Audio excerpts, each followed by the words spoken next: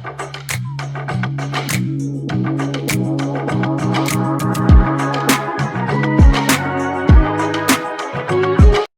up, ladies and gents? I'm your boy Khan, and welcome back to the Movers. Today, I have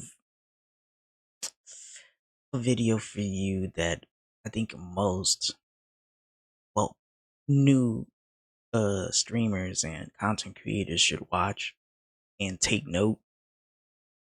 I myself am a new streamer slash content creator, and there's a lesson to be learned here because you gotta understand how to interact with your followers and, you know, build that bridge between, you and your follower, their chat, or whatever the case is. And this video is an example of what not to do as a streamer slash content creator. So if you're new at this, like myself, watch this video and learn from this video and do the complete opposite of this video. Okay. As you can see on the screen, who I'm referring to, and if you don't know who this is DSP, Dark Side Phil. He was an OG from back in the day, in the early days of YouTube. And as time progressed, so did the streamers, but he doesn't seem to want to change his tone and change his content. So the result of all of this is based upon that, is the fact that he didn't progress with the times. But let's watch this video and react to it, and so you guys could see, what I'm talking about learning curve, the learning curve of things when you're a streamer, content creator.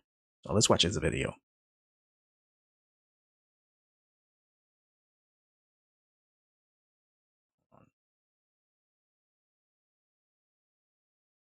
Successful. Well, guys, one more time. Today we are once again talking about one of my favorite guys on the internet, and at least today I actually kind of have an excuse as to why I'm coming back on my second promise at this point, that my last video It's alright, take that jab.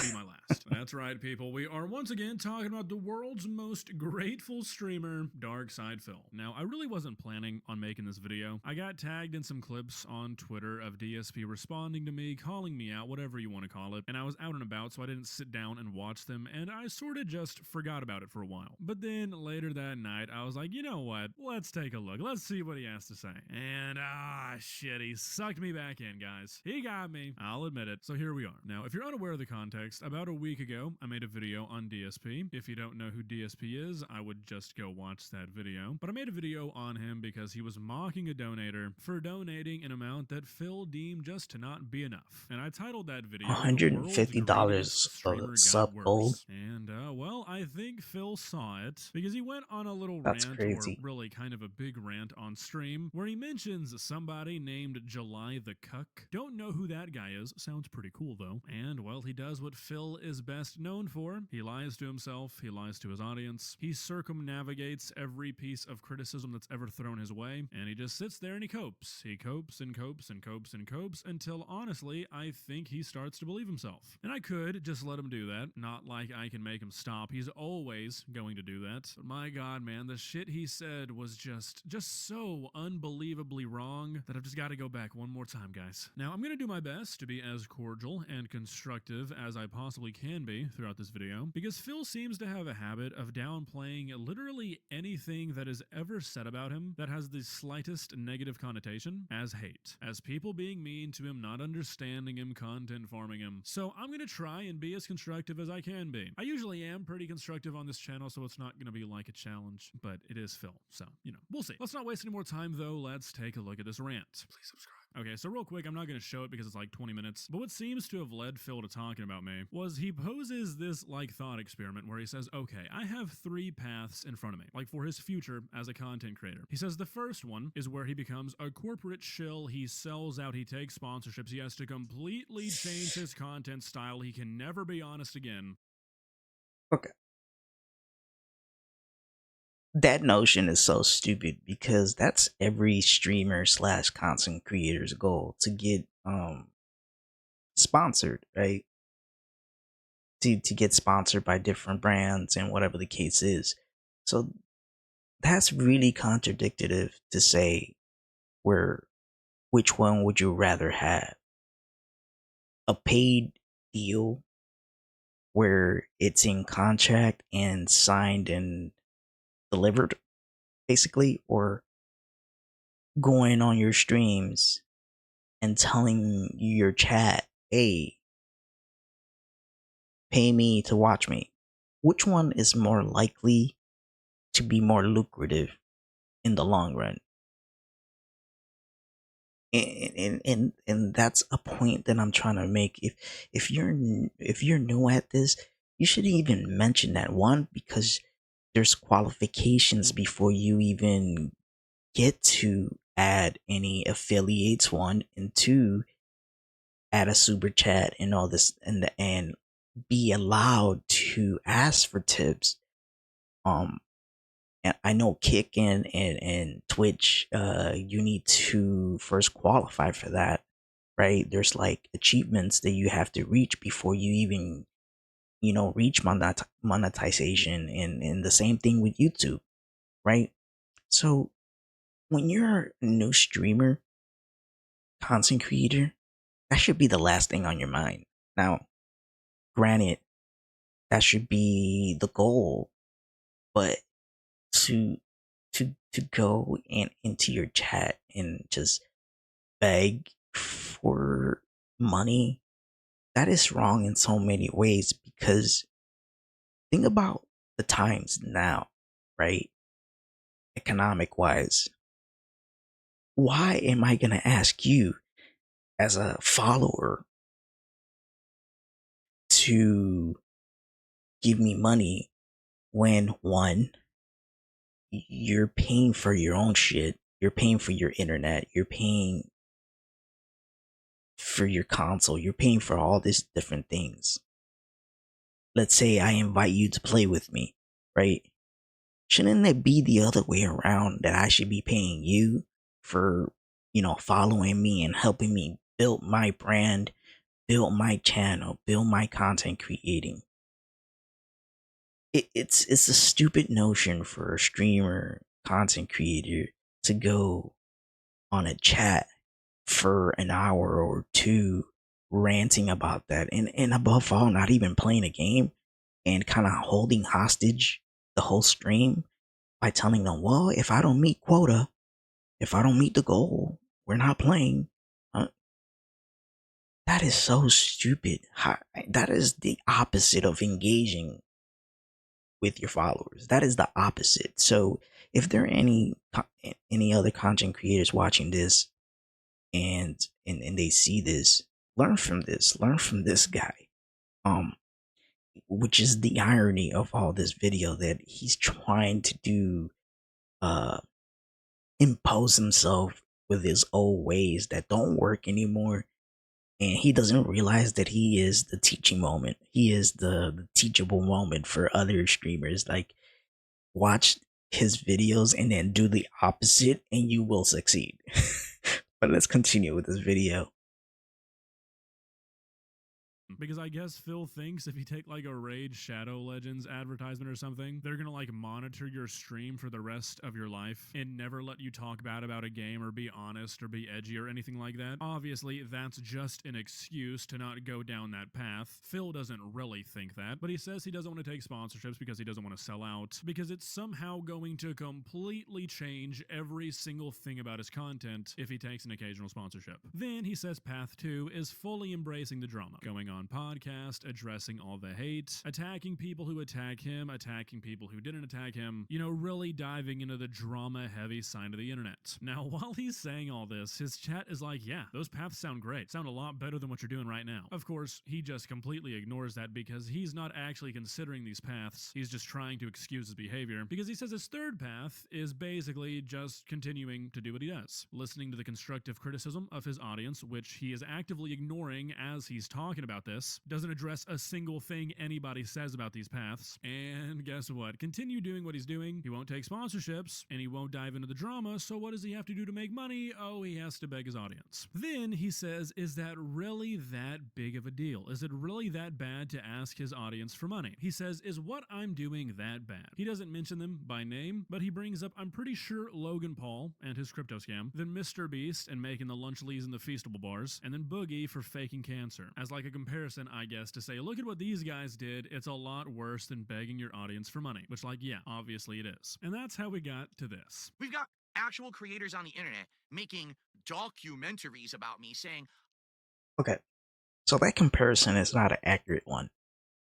Um, with the exception of Boogie, all these other guys don't stream live or content create in that sense. They all built their brand. Granted, they did it in a shady way, but you and them are not the same. It's not the same thing. Um, you're just finding something to deflect the obvious, right? And you can't compare yourself to those guys because I don't ever recall them asking people for money. Now, they done shady deals with other things, but that's with their brand. You are getting caught on stream asking people for money, and then you're calling it the way it should be. I don't see other streamers do that. I don't seem to watch people sit on a table talk about uh this is the way streaming should be. When did we ever hear that? Let's be real. You're the only one doing that. And I guess I'm gonna take this as a lesson, watching you and doing the opposite. Because boy, to be going and then also mocking your followers because they're not buying memberships, they're not helping you meet your goal in the daily basis. As you can see here where it says King's Tax, his goal is 150 a stream, and he was doing it for a week straight. So that means uh $1,500 or times 7, and then you do the math. Still 1,200, I think, like $1,200 stream, or for the next week or so, dude. Every day. And if you have the same people getting on watching your stream, you're gonna ask these people every day to donate a minimum of 5 or whatever the case, and then you hold your stream hostage and tell them, if I don't meet goal for today's stream, we're not playing. We're not. I'm not. I'm cutting off the stream.